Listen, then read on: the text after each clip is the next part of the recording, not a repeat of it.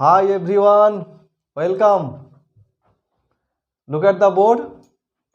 Clause, subordinate clause. What is subordinate clause? And what is clause? All have been discussed.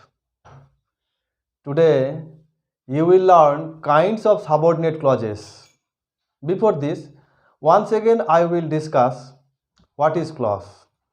Clause is a group of words with a subject and a finite verb. At the same time, clause has meaning and it is a part of a bigger sentence. So, to define clause, we can say clause is a group of words with a subject and a finite verb, and that forms the part of a bigger sentence. In this way, we can learn here what are the clauses and how do the clauses form sentences. We will be discussing one by one. Look at the board. I have written, I know that you are honest. I know, this is also a group of words. At the same time, that you are honest, this is also a group of words. And these are two clauses in my previous class I have discussed.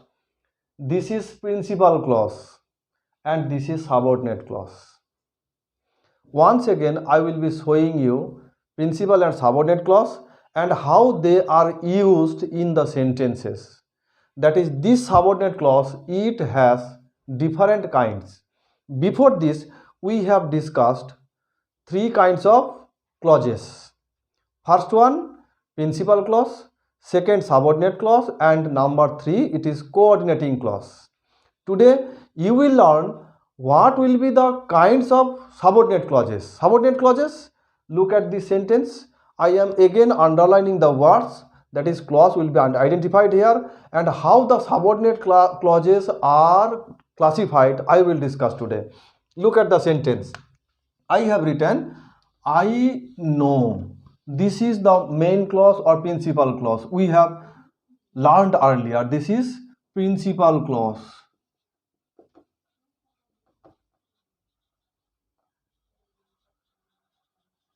Okay.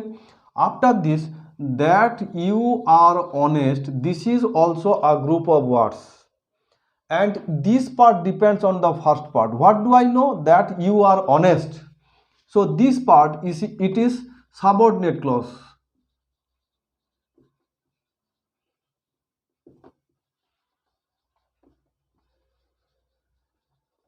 Okay. This subordinate clause, it has a meaning and it is doing the work of a parts of speech. What is the parts of speech here? You will come to know, I know you, I know Ram, I know Subha, I know Rajesh. All these are the name, that is naming words. So here this part, it is doing the work of a noun. Work of a noun. So this subordinate clause, it has become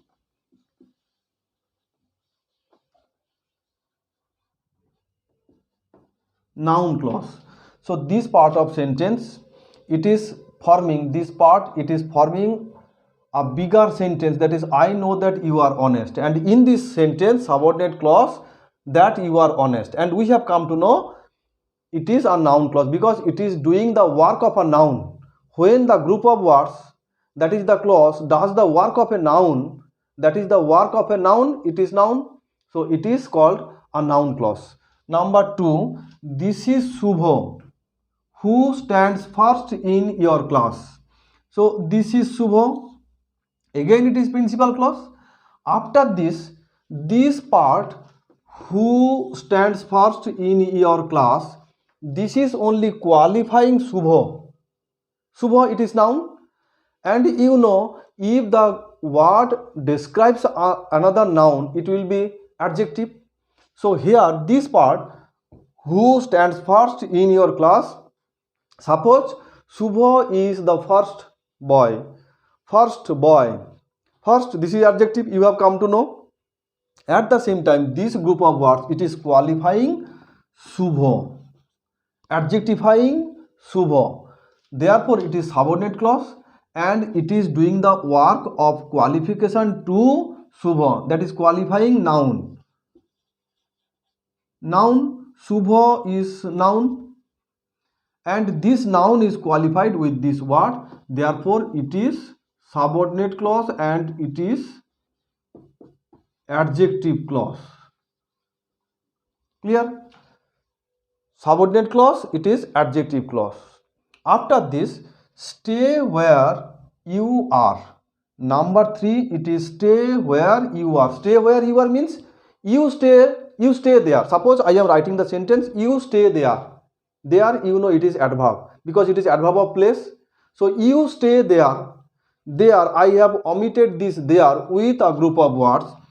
Where you are.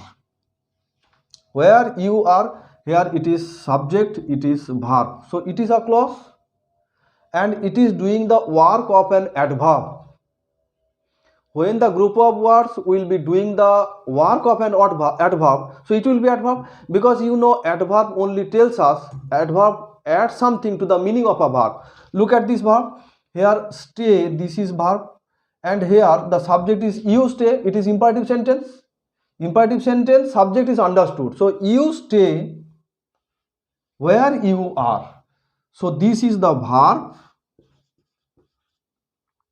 and this verb is added with another meaning, that is where you are. This part it is telling us all about this verb. So it is adverb and it is subordinate clause. We have come to know this one, it is adverb clause. Okay, in this way we have come to know subordinate clause, that is dependent clause. All these are the dependent clauses. They are dependent on the first part. So they are subordinate clause. Subordinate clause or dependent clause in my previous class we have discussed. So these subordinate clause, they are all 3 kinds. Subordinate clause of noun, subordinate clause of adjective and subordinate clause of adverb. In this way we will learn more about clauses and more about subordinate clauses in my next class. By this time you can learn another important thing. All these are complex sentence. I have told you earlier, when the sentences they have subordinate clauses, at least one subordinate clause, they will be, the sentences will be complex sentence. So all these are the complex sentences and they have subordinate clauses. Okay, more about these complex sentences, more about these subordinate clauses I will discuss in my next class. By this time, if you think all these are very important and you have learned clauses, at least subordinate clauses you have learned today, remember to share and subscribe my channel so that you can attend more classes in Kolkata tutorial. Thank you all.